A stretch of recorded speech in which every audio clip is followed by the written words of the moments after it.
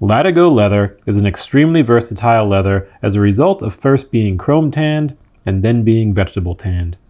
It is more rigid than the very popular Chrome Excel, it's more flexible than vegetable tan leather, and it's relatively water resistant, making it a great choice for a variety of projects. Let's explore a little bit about the history of Latigo leather, and then we'll take a close look at the material itself so you can see exactly what it is. Early on in leather history, a tannery called Poach and Peterson was founded in 1883 in San Francisco, California. It was famous for producing a golden Latigo. In the 1970s, the leather that Horween Leather Company produced, the most of which was Latigo leather, which G.H. Bass bought in large quantities for use in their sandals. Bass sandals and footwear, super popular at that time. Nowadays, Latigo can be found at a variety of tanneries and a myriad of options. It originally started out as an alum tanned leather, which means that it is tanned using aluminum salts mixed with some binders and protein sources like flour or egg yolks. It would eventually become chrome tanned, meaning the hides are dyed in acid, salt, and chromium sulfate and other chemical mix.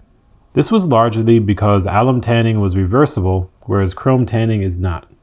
The modern iterations of Latigo are generally first chrome tanned, then vegetable tanned. This change allows it to become a more durable leather fit for use in a variety of applications. In terms of how it was historically used, Latigo turns out to be a Spanish word for whip, which was what the leather was primarily used for initially. The leather was also used for horse cinches and tack, with the cinch itself being named the Latigo in saddlery. In the 1970s, Latigo leather was popular among cowboy-focused leather makers as a leather used for boots. They would often crumple the leather before staining it so that every pair of boots would take on a unique pattern. And today we find Latigo used across a variety of leather goods, both for its unique material properties and its unique look and texture. Now that we know a little more about it and where it came from, let's check it out. Looking at the top, we see a very consistent, relatively tight grain pattern. And this is going to represent a lot of its durability and its strength. And it also looks really cool. And this is again before moving and flexing it to give it those distinctive, kind of wrinkles and variations in the coloring of the surface. Though, when first tanned, it's a really beautiful leather. And as you can see here, even very close up, it's a very small, tight grain pattern. Looking at the bottom, we see something very similar. Typically in most leathers, especially vegetable tan leathers, we're going to see a relatively wide open grain pattern in the bottom. And that's because the fibers naturally get, bigger and more open, and it almost feels a little fuzzy. Here, it's going to be a little dense, almost a little smooth, a little hard, and you see even on the bottom, a relatively tight, dense grain pattern here. Wow, check out the section. This is really telling. And you can see exactly where these layers are happening in the Latigo leather itself. So on the top, as expected, we have a thin, very dense top layer, and that begins to widen as we get more into the center of the leather. And what's interesting is we usually see towards the bottom of leather where those fibers get wider and more open and even fuzzier. Here we see almost another second top, if you will. I mean, it's not that, but it almost looks like it, where it is another dense pattern of fibers, just like we saw on the reverse view of the close-up. We could see that mirrored here as well. So it's really interesting to find that. It's almost a uniform, mirrored layering striation pattern throughout. So it's really cool. Latigo leather definitely has different material properties as a finished tan leather. And you can see even in the internal structure, it's going to look different than most other leathers.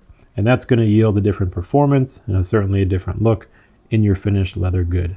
In terms of production, there are quite a few tanneries in the United States that produce quality Latigo. You could also find it often in Italian tanneries, as well as some Mexican tanneries as well.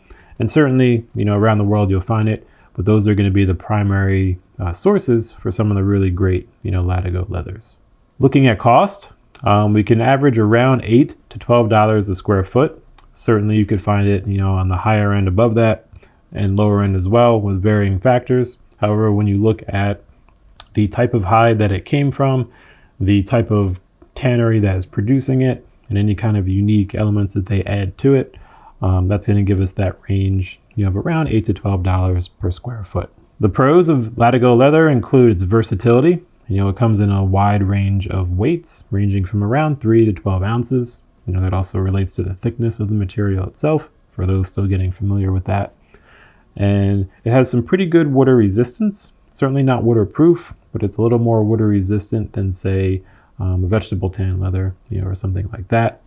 And it's relatively durable, which helps it to develop, a very nice, wear pattern over time, and it actually gets a little softer with use. So those are all generally preferable qualities. It also has a very, nice even look to it, which can be great for certain projects as well. Looking at cons, the cost can be a little bit of an issue potentially, since it does undergo 2 tanning processes, the chrome tanning and the vegetable tanning. It does make it a little more costly per square foot than some other types of leather. And also depending on the wear pattern, as it flexes and moves, sometimes it can show a little more, so that may be desirable for a certain item, and it may be less desirable for another. So depending on the type of project that you're working on, that characteristic might be a con. As we look at what it's good for, there's a lot of things. It was primarily used in the beginning for whips because of its strength. However, we're seeing it more and more in different things. So we're seeing it in cinches for horses and different tack. We're seeing it for braiding, saddle strings, laces, pet collars, bags, cases, all sorts of personal accessory items this could be great for. So if you have an idea of something like that, definitely give it a try. The unique look and durability of this can make it a great choice. A few tips for working with Latigo.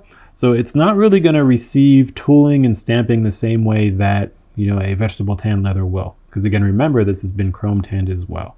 So leather almost has like a little bit of a bounce to it, and so it won't receive that stamping.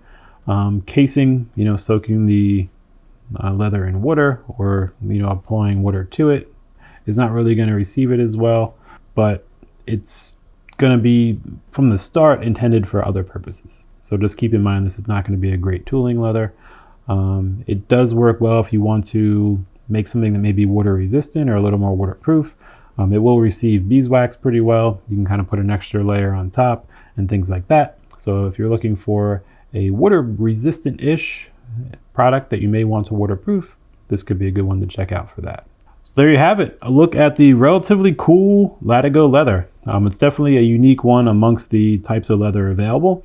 And if you use it for the right project, it can lead to some really, really great results.